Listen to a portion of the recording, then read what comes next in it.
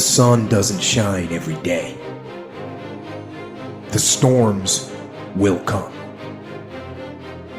There are times when the nights will be long and dark and you will be alone. There will be times when the darkness seems to consume everything. But don't let it consume you. We all fail. It's okay. What is not okay is that when you fail, you stay down. Whoever stays down is a loser. And winners will fail and get up. Fail and get up. Fail and get up. You always get up. That is a winner. I can accept failure. Everyone fails at some point. I cannot accept not trying. It is your losses that will humble you. It is your losses that will give you a drive.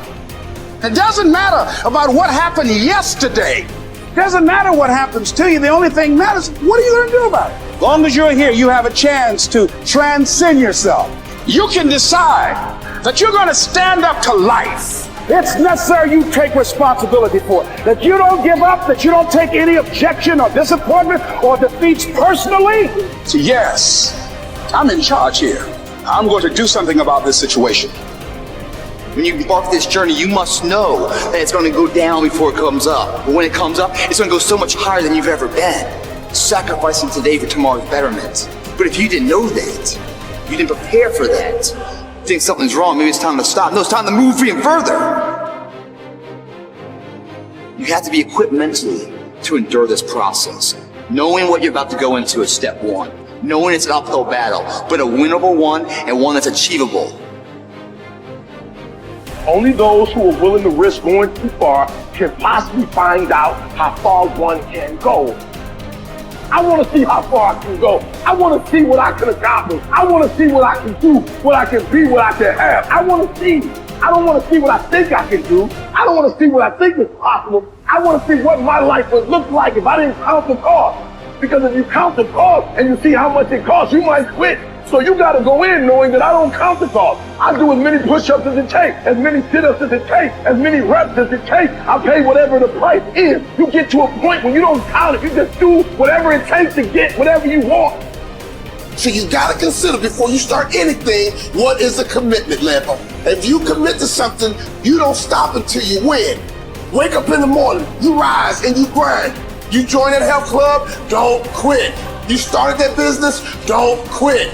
Your mind has got to be steadfast. Your mind's got to be locked in, no matter what. Because we are champions, and we never quit.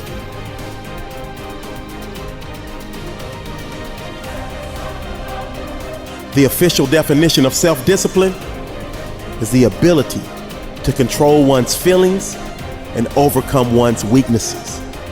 Also, it's the ability to pursue what one thinks is right, despite temptations to abandon it. See, the problem with you is you rarely exercise your self-discipline muscle. You just go with the flow. No backbone whatsoever. And that's perfectly fine until you start whining and complaining about your lack of success. Whining and complaining about your lack of progress.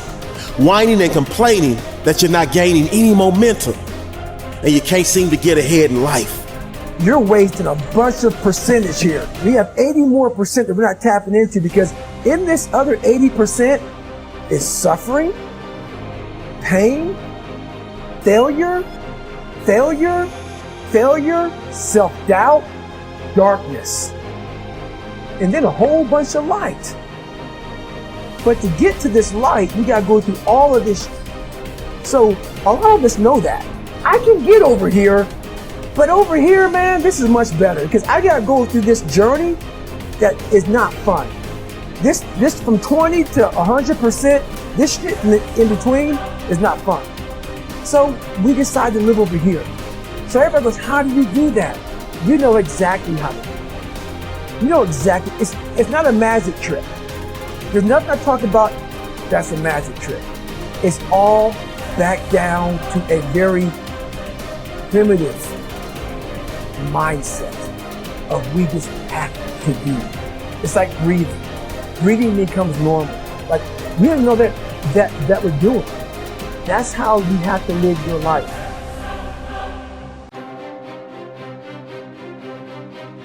Truth of the matter is that you have a lot of potential as a child, but none of that is capable of manifesting itself as freedom before you become disciplined.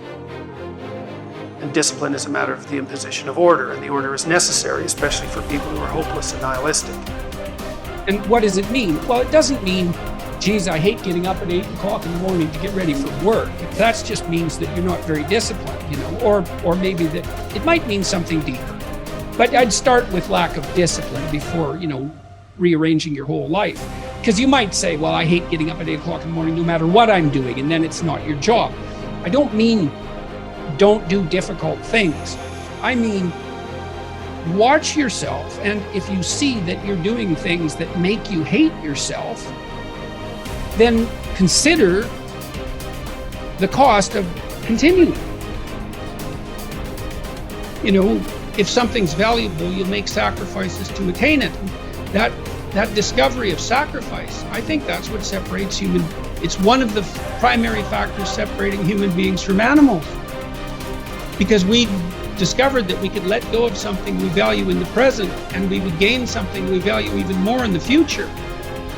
When that alarm clock goes off at 4 or 5 in the morning, your mind says no. You just say, this is what we do. It's what we do now.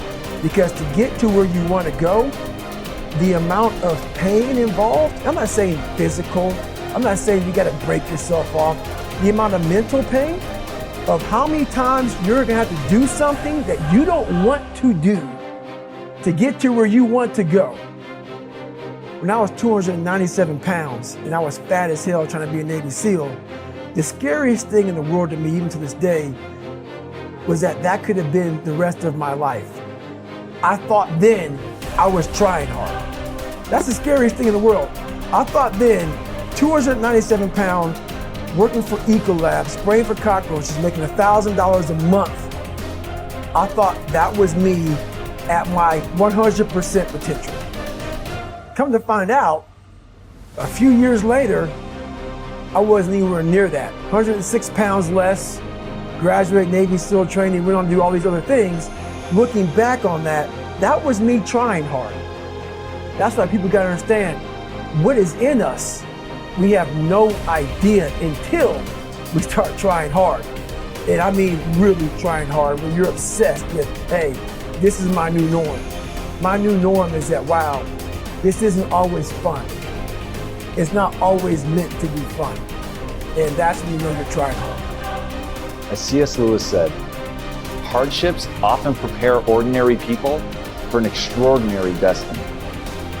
People look at their past to decide who they are. People look at their past to decide who they can be. But the problem is, oftentimes, people mistake difficulties, suffering, pain for being bad, being less than, being broken, and it erodes their sense of self-esteem. It erodes their sense of self-worth.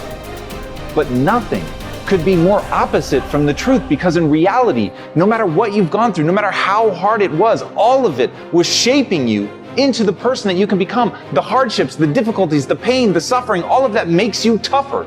It is literally in the difficulties that you begin to find just how much you're capable of. It's in the suffering that you find out how resilient you are. It's in the pain that you can rise up and get tough.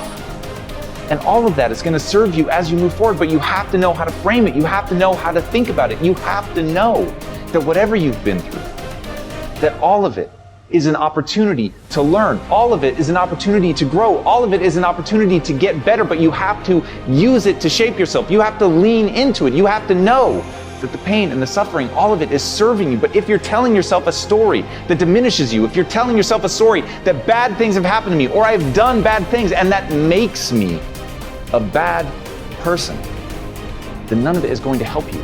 And you're always going to move backwards. And it's going to be this stress and this pressure that's pushing you backwards. Instead, if you could put it behind you, said it pushes you forward, it propels you to be more, then no matter what's happened to you, you can become something truly extraordinary. And as David Livingstone said, I'll go anywhere, provided it be forward. You can't wait for somebody else to make your life better. You got to make your life better. You got to focus on you. Now, I'm not saying forget the rest of the people, but I'm telling you to get rid of the things that are not making you strong, that are not making you better, that are not making you efficient, that's not putting you in a better place, that's not giving you the strength that you need to keep living the life that you have been given. Don't you give up on life, because once your life is over, you can't come back. Leave your mark.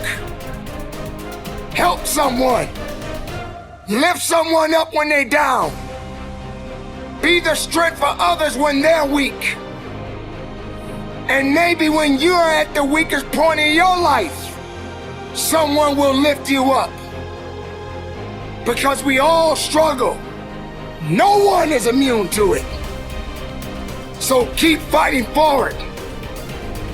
Don't give up.